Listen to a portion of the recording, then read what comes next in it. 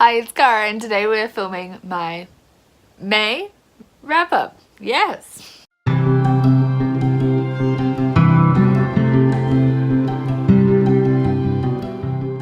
So I read 14 things in the month of February. For May. My brain is out of it. Alright, so I have a bunch of different things I've been reading here and I'm going to chat to you about them.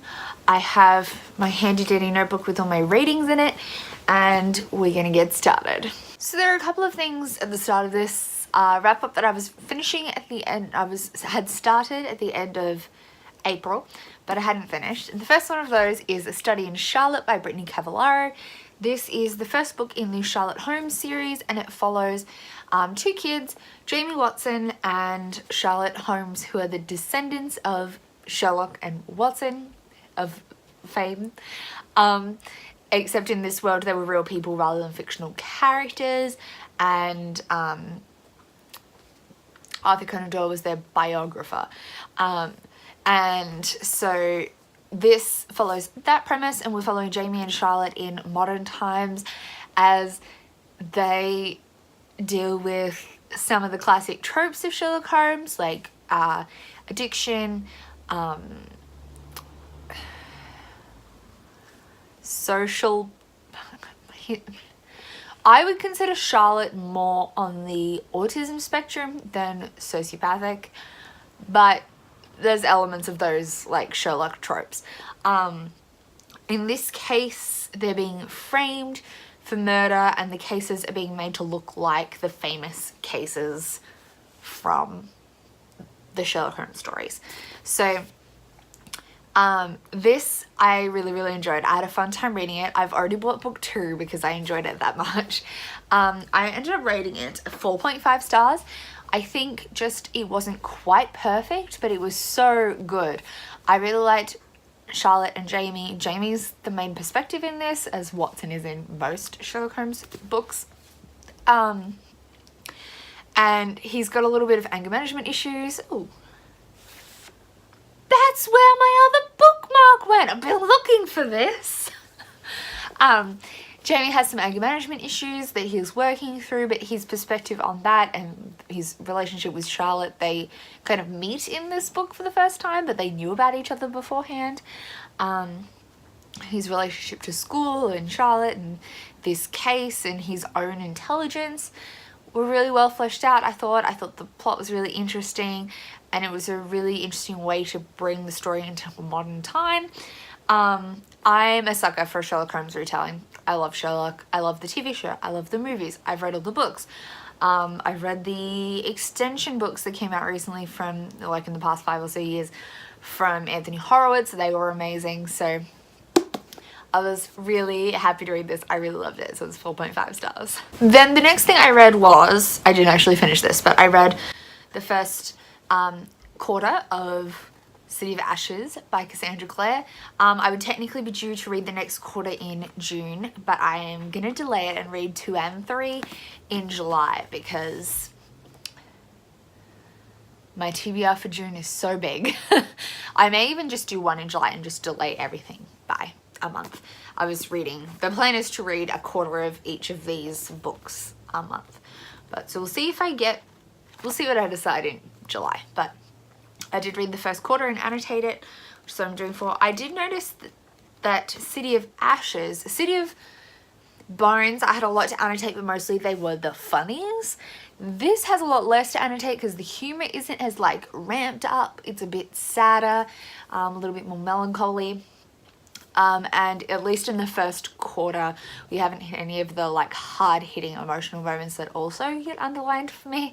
They get annotated. So City of Ashes so far has a lot less annotations than other books, but I am working my way through this. Obviously it is a reread. Then back to the things that I was working on from last month, because apparently I got confused there for a moment. We have 4 Dead Queens by Astrid Schultz. This is the standalone fantasy, which I got sent by for review by Dimmicks. and I think they partnered with Date with the Book, maybe?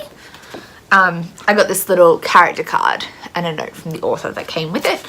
So this is a Love Oz YA fantasy standalone, and we follow Carolee, who is a thief, and she steals this case of, they call them chips, but essentially they're a little bite of memory that you can consume and you can relive the memories.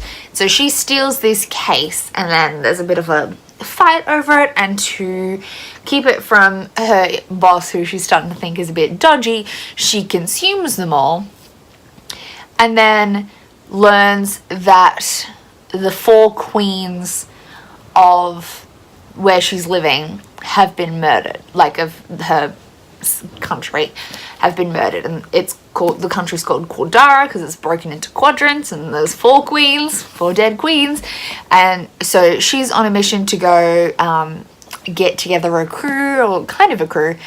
Her and the guy she stole from are off to try and save the queens. I thought the mystery element here was pretty good. I didn't find it too predictable. I was a bit concerned I would, but it did surprise me in the end. I kind of saw things coming a little bit before they were revealed, but not all the way back. Like, I think when the pieces were starting to slot together. My main problem with this, I ended up giving it 3 stars. My main problem was that the prose was like repetitive, and to the point that as we jumped perspectives, we were getting told the same information, and it was very, I would say, a little bit info dumpy, but also the world wasn't super well developed either. So a little like what was there was kind of just, and then it needed more. But also you would hear the same things from multiple characters or multiple times. Like, it got drilled home a bit too much, I think. I liked Carolee, I liked the queens, I liked the actual plot. I just think the writing kind of was lacking in this, and the world building. So this got a 3 stars, but I really enjoyed it, and I'm always a big supporter of Love Oz YA authors and a big supporter of standalone fantasy. I think it's hard to do well, but I really appreciate the concept of it rather than the stock standard. You should be telling the story that, or the length of story that what you're including has. Don't try and give us a trilogy and drag it out just because trilogies are what is done now, or was done like in the early 2010s. Now we're on to like 4s and stuff, that, and duologies are the thing, but you know what I mean. I appreciate this for what it is. I didn't love it though, but I enjoyed it. It was fine. Then I finished listening to The Subtle Knife by Philip Pullman. This is the sequel to Northern Lights or The Golden Compass, depending on where you live.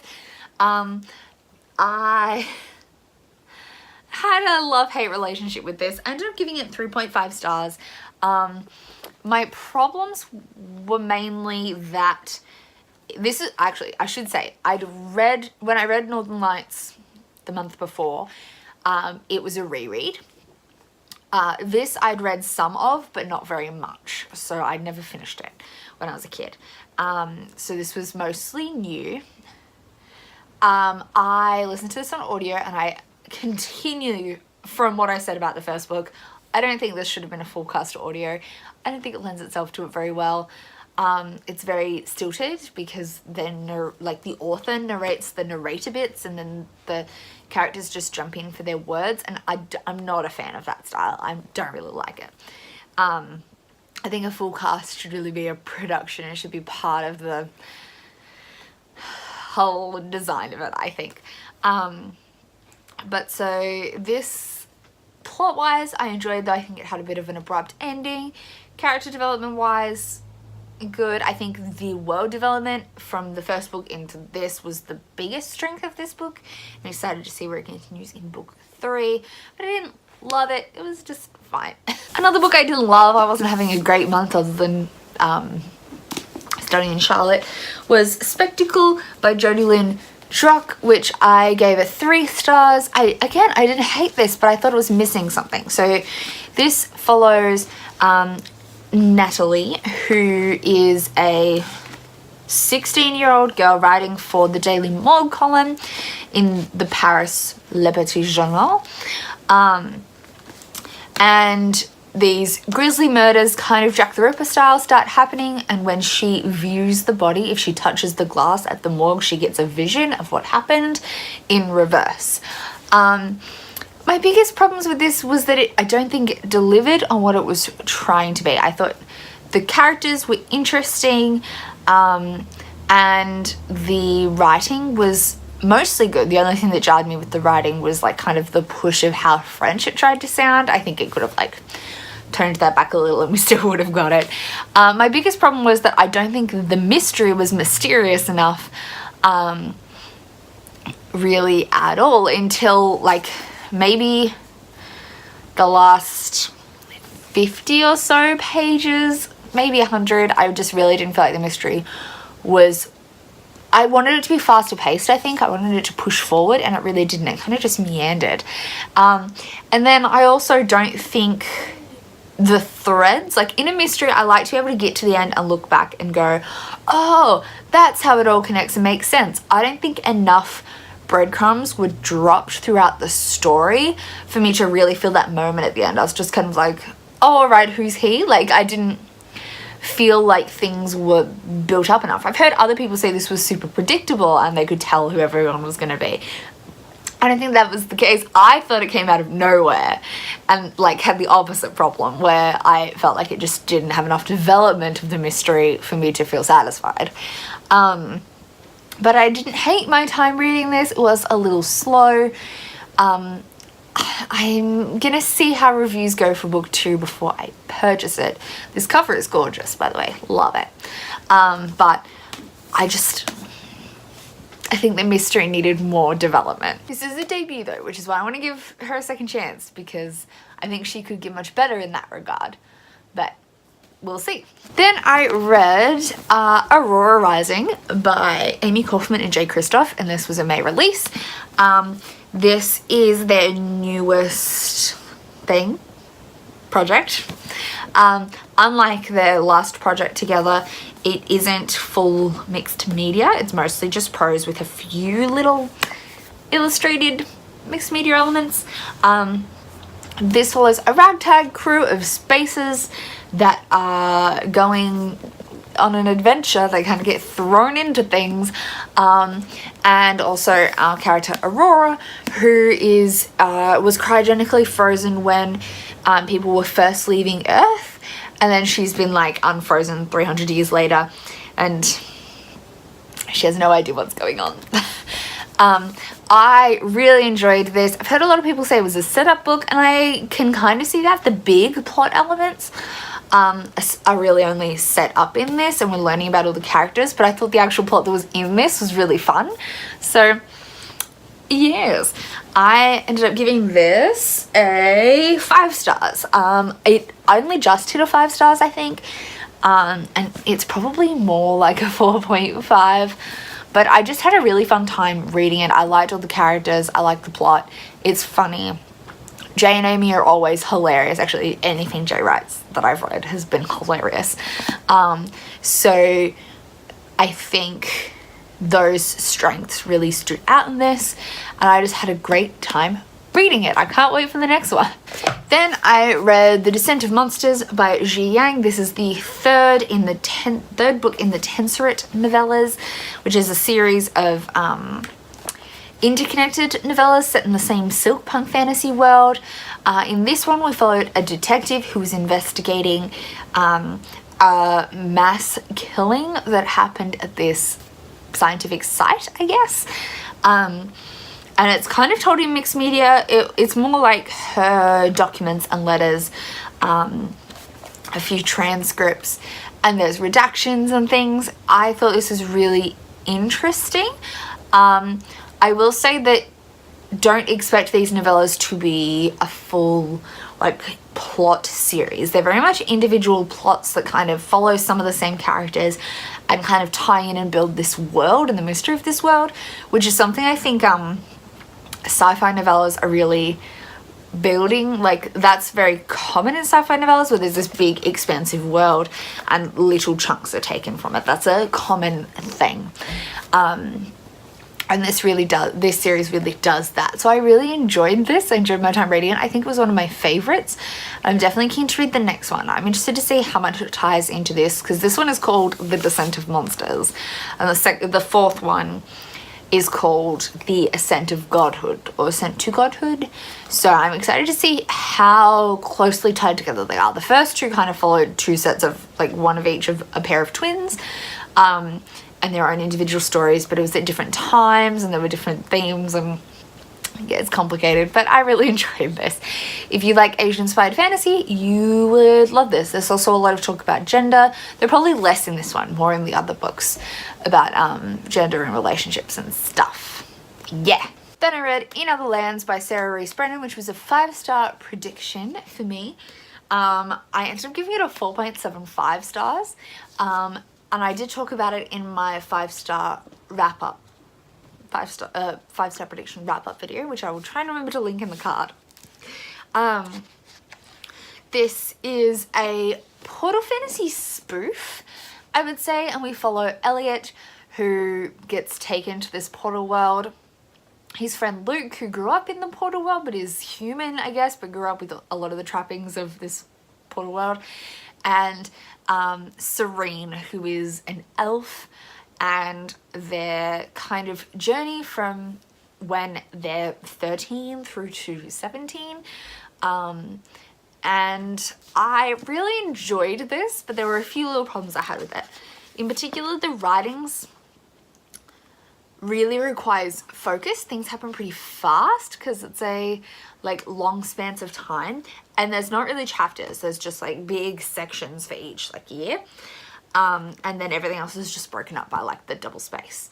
So that's something to get used to. I'm a person that really relies on chapters to encourage me to keep reading. I set myself chapter goals and things, and so this made it hard to read, but just hard to pick up and motivate to get through. But I really enjoyed the characters. They're all such sweet beans. We have bisexual representation in here. We have a lot of sex positivity, especially at young ages, because they're only 17 at the end of this, but there's a lot of talk about consenting sexual relationships and stuff, but in a fun way. A lot about what it means to be at war and at peace and diplomacy, but really it's just a romance drama a little bit. It's Elliot's obsession with first Serene but then boyfriends, and Luke's comes out as gay about a third of the way through the book, and it's just a great time. I really enjoyed the plot of this, the characters. I just the writing was kind of hard to get through for me, but I don't think that will be the case for everyone. I think some people will absolutely love the writing of this. Overall, I gave it 4.75 stars, and it just lost that 0.25 for the writing and the pacing dragging me back a little. Then I read To Night Out from Dogfish, which I had to take back to the library, so I don't have a physical copy with me. This is a middle grade queer kind of story. We follow two girls, Bet and Avery. They call themselves Night Owl and Dogfish. And they're two gay dads, each have a gay dad, and they kind of get together, and the girls are kind of thrust together at a boarding camp to be this little family, and they don't really want it. And then as they get closer, their parents split apart, and it's kind of their relationship with each other and their friendship and how that relates to their parents, and it's so cute. I heard Cece from, I can't remember her channel. I haven't done my research. Cece, I will try and link her down below if I remember her channel. I was on her recommendation that I read this, and she was saying in her video that the dads remind her of total lesbians, and they so are. They've got that stereotypical lesbian, meet someone, fall in love, want to marry them in 2 months. And it's so cute. I really enjoyed this. I thought the girls were really sweet. It's all also told in mixed media, kind of. They're all letters, emails, that kind of thing. And I thought it was so good. It was just a great time. I really, really enjoyed it.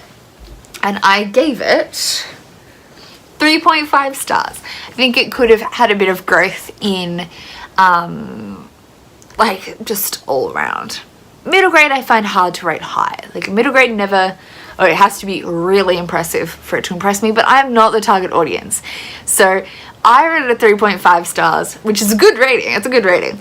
But I think kids of like age 12 would like love this. Then I read Record of the Spaceborne Few by Becky Chambers. This is the final book in the Wayfarers trilogy, which follows a group of people, humans and aliens in combo, in a futuristic space setting. The first book follows a crew that go tunneling through space, like space-time. This book follows the Exodus fleet, which was the fleet of humans that left Earth into space. There was a group that went to Mars and a group that like went out into deep space. And they're the Exodus fleet. And this follows them kind of like now, where they integrated into the wider galactic community. So they're just kind of existing rather than traveling somewhere. The tagline is, what is the purpose of a ship that has reached its destination? And so it's a lot to do with what it means to be human, as is this whole series, like what it means to be a person. And in particular, this one is a lot about like finding your meaning in life. This is probably definitely is the slowest of the trilogy, and I know a lot of people didn't like it because of that, but I personally really enjoyed it. I was breaking it up, only like 50 or so pages each day, which probably helped. And I think most people would find it slow because the characters and the plots, like there's very little plot, and the characters' stories don't really interconnect till the final maybe third or a quarter of the story. So even the interconnectedness of the characters and perspectives doesn't develop till quite late. So at the start it just seems like a bunch of separate stories, but they do tie together and they do get there. But I found all of the characters and the perspectives really, really intriguing and interesting, and I wanted to know more about them and how the whole fleet worked. And yeah, I really enjoyed it, though it is very quiet. Like, it's a very gentle, quiet little novel. It's definitely not fast-paced. It's definitely not action-packed. But yeah, there's hardly a plot. There's a few events that incite like talk among the community, but the rest is more slice of life kind of stuff. I loved it. I really did. I really enjoyed it. I gave it 4 stars. Not everyone will like this. It won't be for everyone, but I personally really enjoyed it. Then after that, I read Red, White and Royal Blue by Casey McQuiston. My new copy still hasn't arrived. If you didn't know, if this is the first video you're watching featuring this book, mine came really misbound, but it was still readable. So I read this and loved it. I ended up giving it a 5 stars. It was so fun. It's a new adult romance, and we follow Alex, who is the first son of the United States, the son of the first female president, and then like it's an alternate 2012 kind of thing. 2016, 2012. Whenever Obama left. When was that? I don't know American politics that well. I just know what I watch on memes. And then Prince Henry, who's Prince of Wales, and their love affair.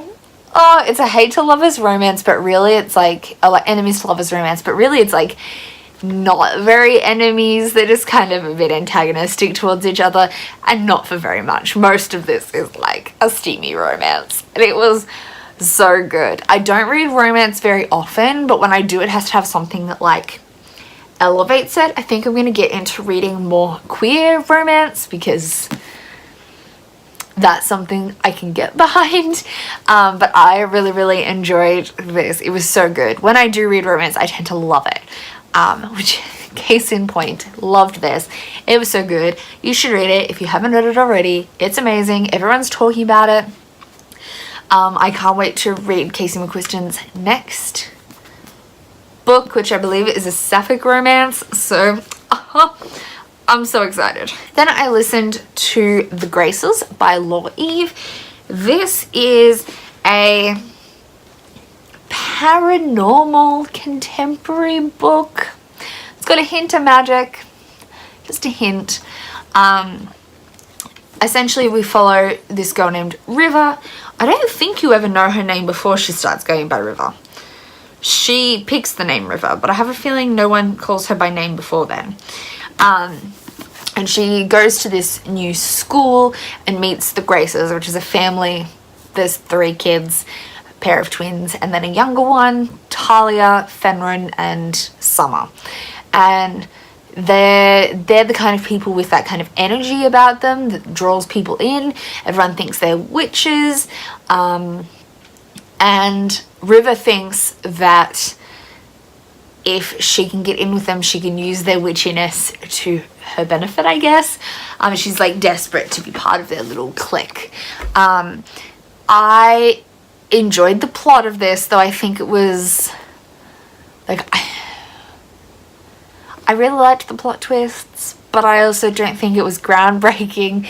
I thought the characters were interesting. What I wasn't a huge fan of was the narration. It was interesting, but it was very, very British, but in like a high-rising inflection, weird way of speaking. I don't know if that's the narrator's normal way of speaking or whether she put on this kind of voice to make the characters seem like airy and ethereal, but it was weird. I'm not sure I liked it.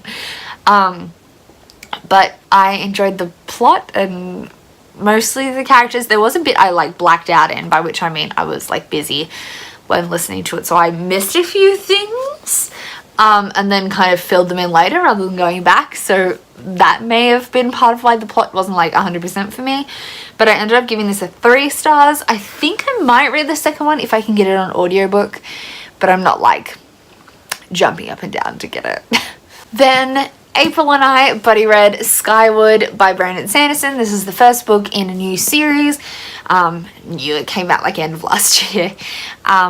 And it's a young adult sci-fi. We follow Spencer, whose father, everyone in this world lives on this planet that's covered in a debris field, like up in the sky, and these aliens come down and attack them all the time.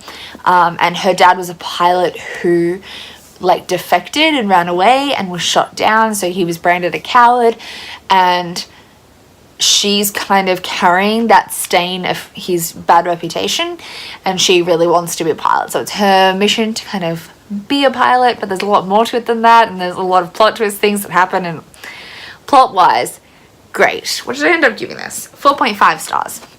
Plot wise, fabulous. Characters, great.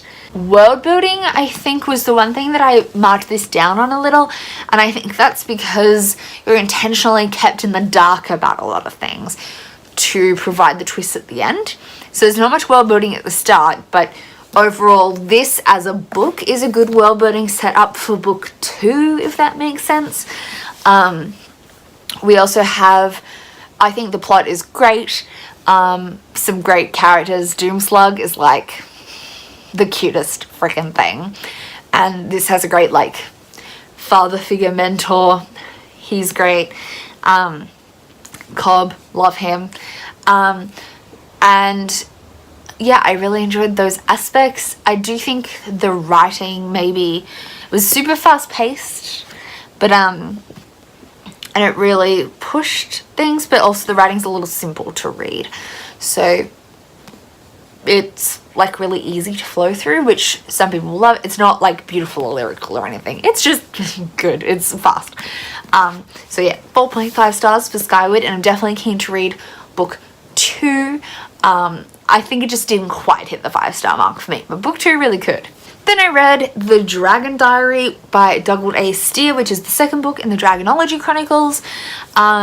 This is a fun middle grade series following the Dragonology books that came out when I was a kid. I don't know if they still exist. I still have mine, and my Egyptology and my Wizardology and the whole set. I didn't have all of them, but because some came out after I was stopped collecting them, but I have a lot of them. And so this is part of that series, and is a series of 4 novels. This is book 2. It was the first time I was reading book 2, and I really enjoyed it. It's fun. I gave it a 3 stars. It is middle grade again. I tell you, middle grade never, like, it has a hard time pushing past 4 stars for me. We follow brother and sister, Beatrice and Daniel. We follow mainly from Daniel's perspective, as there's a fight to find a cure to save a whole bunch of dragons from a disease. It's really good. These are kind of a series of interconnected stories rather than one big long flowing plot, and they're really fun. Like, they're really fun. And finally, I was going to say last but not least, but it was a bit of a low point. I gave this book 3.5 stars. This is Hunted by Megan Spooner. I again listened to this on audiobook. This is her first solo work that I've read, and is a Beauty and the Beast retelling. Again, I had a bit of a blackout moment somewhere in the middle of this, which might have contributed to my confusion on the plot. I liked the characters, but there is a hint of Stockholm Syndrome. But really, the plot is not about, like, the book is not about the romance. There's not really a romance between her and the Beast. It's more an understanding they come to, and it's kind of her role to save him from his curse, but in more of a, like, solve the puzzle kind of problem, not a fall in love, true love's kiss kind of problem. She is a hunter. That's how she gets picked. So she's already starting from a very strong point. I think the pacing of this was a little weird. The end happened pretty fast, kind of all really fast. I'm not quite sure I understood the ending. Like, I don't know how she broke his curse. I didn't quite get it. And I was listening at the end, but I think I might have missed like one paragraph earlier on that would have explained how she was going about it. The ending confused me. But I thought the characters were interesting. The plot was good. I was intrigued most of the way through. I listened to this pretty quickly, which is a good sign that I'm enjoying something, because otherwise I just watch YouTube instead of listening to my audiobook. But yeah, it was a 3.5. I think I'll pick up Sherwood, which is her next one, and we'll see what I think about that. I hope it's different from this rather than following some of the similar arc, but it is a Robin Hood retelling, so it should be pretty different. Hopefully. The covers are very nice though. So those are all the books I read in the month of May. Comment down below if you've read any of these and chat with me about them below. And otherwise, thank you for watching, and I'll see you soon with another video. Bye!